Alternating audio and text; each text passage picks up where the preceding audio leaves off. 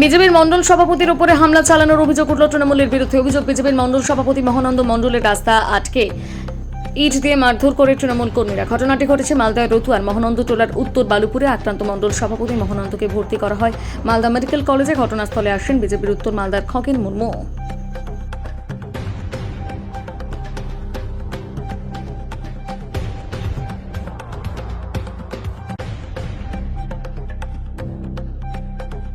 মারল আপনার স্বামীকে? আগে থেকে ভোটের আগে থেকেই টার্গেট করেছিল ওরা টিএমসি নেতারা।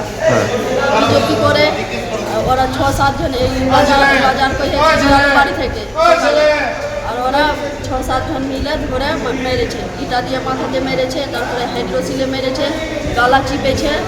আর টিএমসি নেতারা কারা ছিল মানে? ওরা ওখানকারই বাড়ি আছে। আপনার স্বামী কি করে?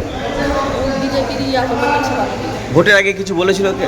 না, ও কিছু বলেনি, ও রাস্তা দিয়ে যাওয়া আসা করে। মানে হুমকি দিয়েছিল? হ্যাঁ, কি বলেছিল? ওরা কয়েছিল কি তোরা এই বিজেপি করছিস, তোরা ভালো হবে না, এটা বহু ওরকম কথা কয়েছিল। কি দিয়ে মেরেছে আজকে? আজকে ইটে দিয়ে মেরেছে, তারপরে হাইড্রোসিলে মেরেছে, গালা চিপে দিয়েছে। আর কোথায় আছে? এখন এখানে ভর্তি করা হয়েছে। পুলিশকে জানিয়েছেন? পুলিশকে জানিয়েছেন? কি নাম আপনার? প্রিয়া ভাবনা। এই যে ভোট শেষ হতেই আপনাদের কর্মীর ওপরে এই যে হামলা কিভাবে দেখছেন, কি বার্তা দেবেন? রাজ্য জুড়েই তো দাদা, এদিকে। কংগ্রেস এখন হচ্ছে ওরা নিজেদের যেহেতু হচ্ছে যে এতদিনের এই 15 বছরের যে তারা যে যেভাবে ওরা দখল করেছে রাজ্যের মানুষকে, তারা সব দিক থেকে তারা সব লুট করেছে, মানুষের উপরে তারা খবরদারি করেছে। এখন সেটা হচ্ছে সব হারিয়ে যাচ্ছে, অর্থাৎ তারা যে হেরে যাচ্ছে তারই এটা প্রমাণ।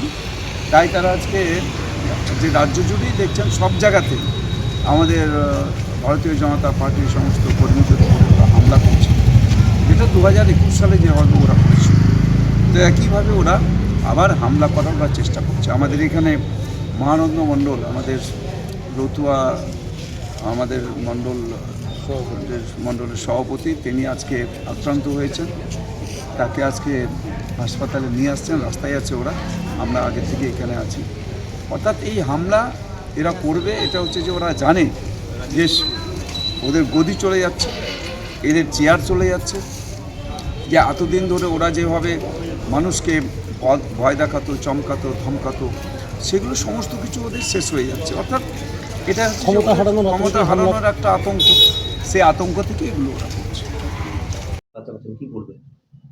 দেখুন, আমাদের কাছে যতদূর খবর আছে, তৃণমূল পশ্চিমবাংলার সমস্ত জায়গায় যে নির্বাচন হয়েছে তৃণমূল হামলা করেছে, এরকম কোনো প্রমাণ আপনারা দিতে পারবেন না। 1, 2, তৃণমূল কংগ্রেস এই সব ঘটনার মধ্যে কোনোভাবেই জড়িত না। তৃণমূল কংগ্রেসের দ্বারা তিনি কোনো আক্রান্ত হননি। এইসব গ্রাম্য বিপদের ঘটনাকে বিজেপি আগাম পরাজয়ের বার্তা হিসাবে এগুলোকে হাইলাইট বা হাইপ নেওয়ার চেষ্টা করছে, মিডিয়া হাইপ নেওয়ার চেষ্টা করছে। আর যেভাবে গত এই বিধানসভা নির্বাচনকে কেন্দ্র করে বিজেপি গ্রামে গ্রামে মানুষকে হুমকি, মানুষকে ভয় দেখানো এবং বিভিন্ন সেন্ট্রাল বাহিনীকে দিয়ে চমকানো, যেসব জিনিসগুলো করেছে তারও বহিঃপ্রকাশ সাধারণ মানুষ করে থাকতে পারে বলে আমাদের আন্দাজ হচ্ছে। আর যতই এইসব প্রচার করে নিজেরা হাইপ থাকার চেষ্টা করুক না কেন, বিজেপির স্বপ্ন অধুরাই থাকবে গোটা পশ্চিমবঙ্গে।